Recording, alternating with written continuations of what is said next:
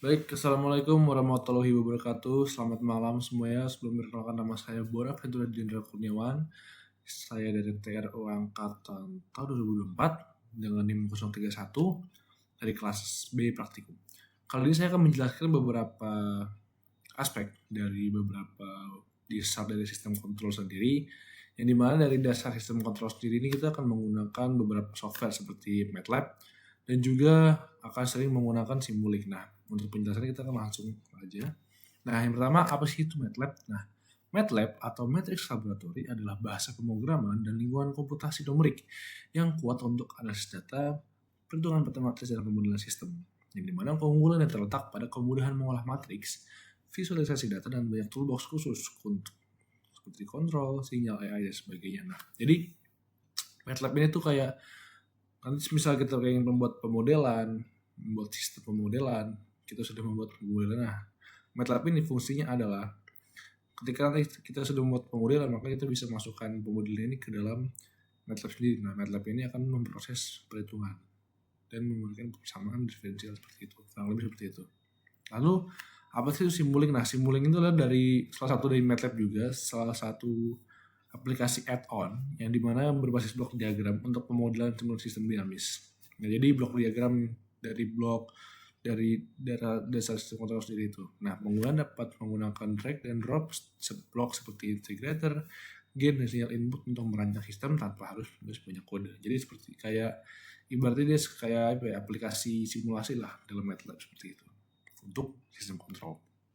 Nah, lanjut kita ke konsep dari modeling atau simulation, yang dimana modeling adalah proses membuat representasi matematis atau grafis dari sistem nyata. Misal, motor DC, rangkaian listrik, atau proses industri. Nah, jadi ibaratnya kita kayak membuat suatu sistem yang menggunakan sistem matematis dan juga grafis dari sistem nyata. Nah, misalkan kita bisa bikin dari motor DC, mungkin kita bisa bikin rangkaian style delta, dan rangkaian listrik mungkin ada rangkaian dari RC, RLC, dan juga proses industri seperti valve, seperti proses dalam industri kimia dan sebagainya. Lalu simulation adalah untuk menjalankan model tersebut di komputer untuk melihat respon sistem terhadap berbagai kondisi sehingga dapat dianalisis sebelum dibuat prototipe fisik. Jadi sebelum kita membuat modeling, maka akan ada simulasinya.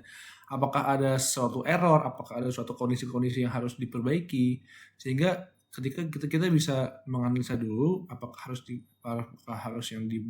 diperbaiki, sehingga kita baru bisa membuat modelingnya. Lanjut.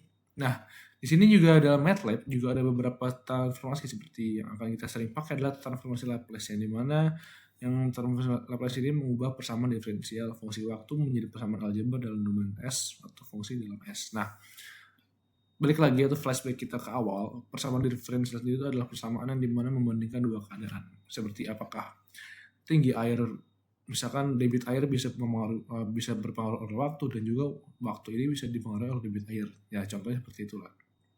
dx per dy.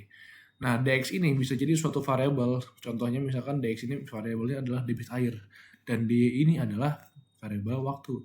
Jadi artinya di situ adalah suatu debit air itu dipengaruhi oleh waktu atau lamanya waktu. Banyak contoh-contoh lain. Kita lanjut.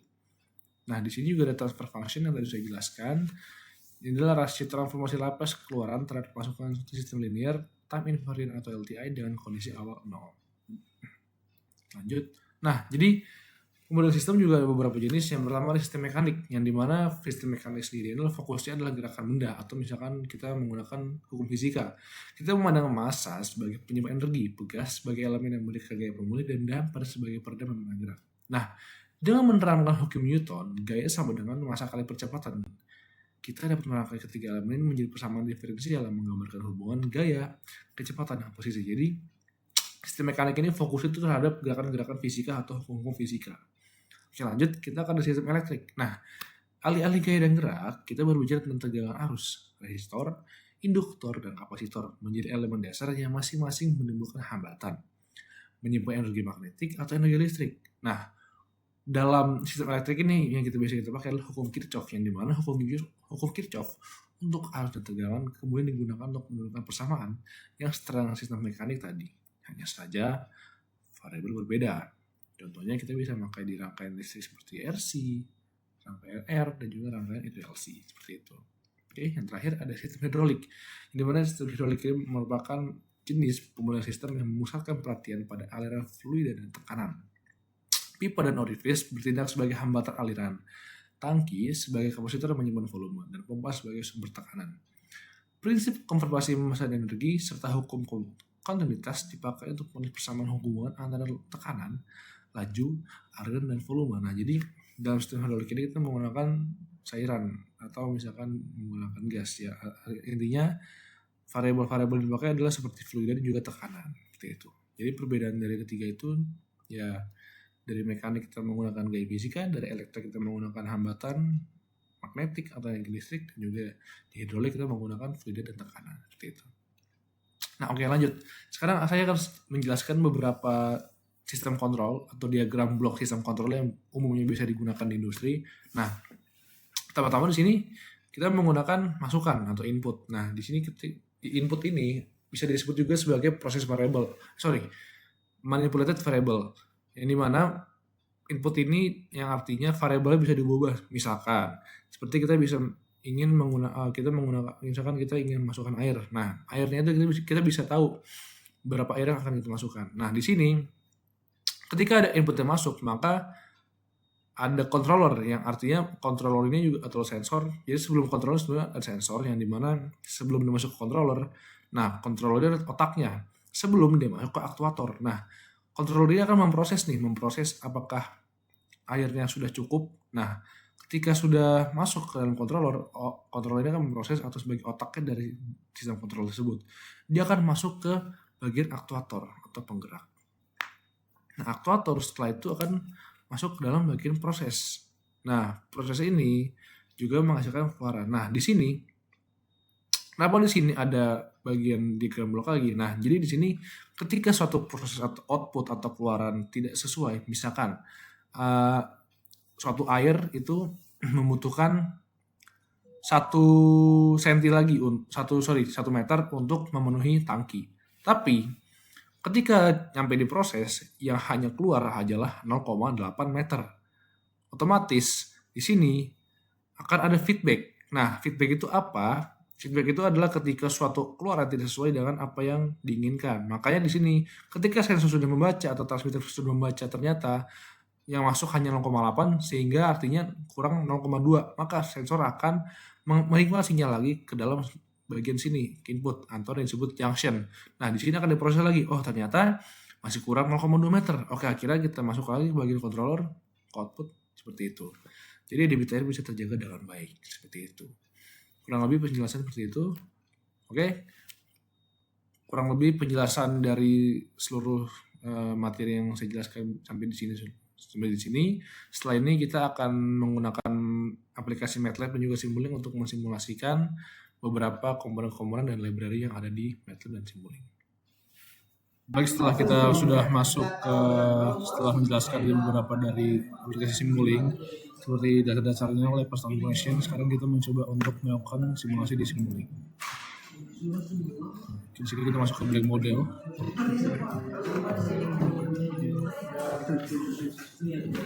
Oke, tapi cukup lama untuk codingnya. Kita masuk ke sini. Nah, di sini kita ada memulai beberapa library browser. Nah, di sini kita mungkin menjelaskan sedikit ya. Jadi penggunaan Simulink ini sambil saya jelaskan, mungkin sambil saya praktikan. Oke, yang pertama-tama kita mungkin akan masuk ke dalam sistem source dulu untuk mengeluarkan suatu grafik. Kita akan melihat suatu grafik ya. Kita masuk ke library di sini, kita akan masuk ke Simulink, library Simulink. Setelah itu kita akan sourcing dari sini dari menggunakan SenseWave. Ini akan menggunakan gelombang AC. Lalu di sini kita bisa langsung mempraktekannya untuk melihat dari gelombangnya. Di sini kita menggunakan library dari sini. Di sini kita menggunakan scope atau oscilloscope. Nah, cara penggunaannya itu langsung di sini. Misalkan kita mau ngomongin terus yang biasanya ini sampai kelihatan kayak gini baru bisa kelihatan. Nah, supaya dia bisa langsung kelihatan gelombang seperti apa, kita running di sini. Nah, maka setelah dari sediran kita klik 2 kali di sini. Klik 2 kali, nanti akan keluar jendelanya. Nah, ini salah satu gelombang dari gelombang AC. Nah, sekarang gimana caranya kita mencoba untuk menggunakan beberapa rangkaian ya. Jadi kayak misalkan kita akan membuat dari max atau di max. Nah, pertama kita akan buat rangkaian. Di sini kita akan mencoba membuat rangkaian. Di sini kita akan membuat dari rangkaian gain. Ini kita akan hapus dulu. Nah, di sini buat masuk ke bagian gain itu ada di bagian step.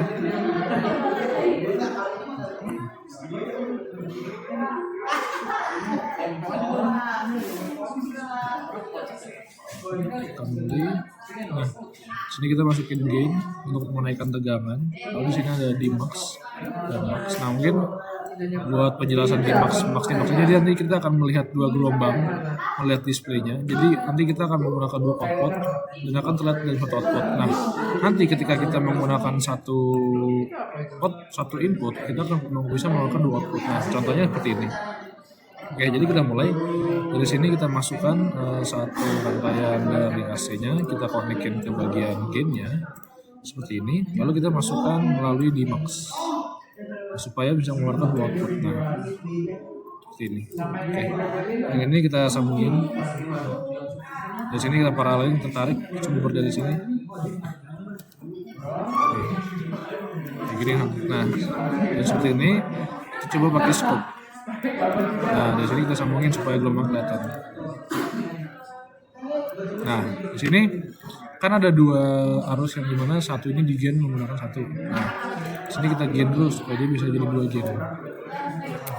Nah, maka di sini nanti ketika gelombangnya kelihatan, ini kan arus AC-nya sudah di gain. Nanti bakal kelihatan antara arus yang kelihatan yang setelah di gain sama sebelum di gain. Nah, ini kita klik di sini. Oke, kita run dulu sebentar. Kita run.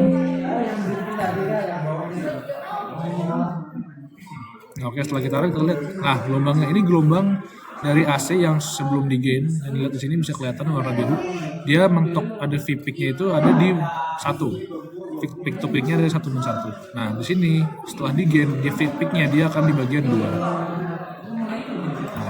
Itu untuk dua output yang berbarengan. Nah, ini kan display dari scope ini kan dia ada dua gelombang. Sekarang kita coba untuk membuat dari satu output sehingga bisa menghasilkan dua gelombang dalam dua display berbeda. Oke, di sini kita tarik aja scope-nya. Kita bikin dua lagi. Nah, kita tarik lagi di sini, kita paralel dari bagian setelah di gain sini. Kan sudah menggunakan output. Taruh sini. Oke, seperti ini. Masukkan ke sini. Nah, sini kan yang masuk cuma satu input aja ya. Nanti ketika misalkan kita udah menggunakan max ini, ya, kita akan menggunakan Dmax yang satu input bukan output, atau misalkan kita ibaratkan dengan SISO. Nah, ini kan ada multi input single output, yang artinya ini MISO. Yang bagian sini juga ada, di sini adalah dari single output atau multi output, yang artinya ini SIMO. Oke, di sini kita cek dulu. Kita run di sini. Di sini akan kelihatan nih. Nah, di sini kan ada terlihat arus yang sudah di gain atau yang dikuatkan. Di sini kan kelihatan arusnya 2. Nah, ini arus yang setelah dikuatkan. Nah, di sini kan kelihatan arus yang belum dikuatkan. Nah, di sini kan kelihatan nih 0 dan V-peak-nya akan menyentuh di angka 1. Sedangkan di sini yang sudah dikuatkan akan menyentuh di angka 2. Oke. Itu untuk rangkaian dari beberapa yang bisa saya jelaskan. Sekarang kita akan lanjut ke bagian main operation. Nah, di sini kita akan sedikit geser mungkin ya, supaya tidak mengganggu dari mungkin kita agak geser ke bawah.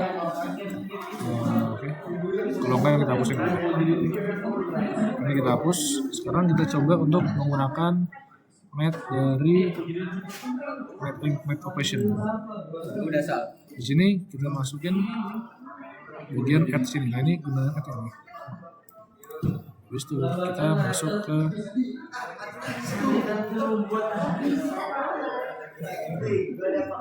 kita menggunakan bagian display supaya ini kelihatan. Di sini kita akan mencoba dari konstan. Konstan itu menambahkan angka. Oke, di sini kita menggunakan display yang ini. Kita masukkan dari sini, kita connect bagian sini. Nah, Di sini bakal kelihatan berapa ya angka digen. Di sini ini kan plus tambah plus ya. Berarti kan ditambah. Berarti misalkan kita taruh di sini angka 1, maka otomatis di sini akan muncul angka 2. Nah, di sini 2. Sekarang bisa kita ubah. Misalkan di sini kita kasih angka 69. Sini kita kasih angka 96. Maka dia akan menjumlahkan sendiri. Kita run. Maka kita kasih 165. Itu dia. Nah, itu beberapa hal yang dari basic yang dipelajari di Simulink. Mungkin itu saja cukup dari saya. Mohon maaf jika ada kekurangan atau kesalahan kata. Mohon maaf. Assalamualaikum warahmatullahi wabarakatuh.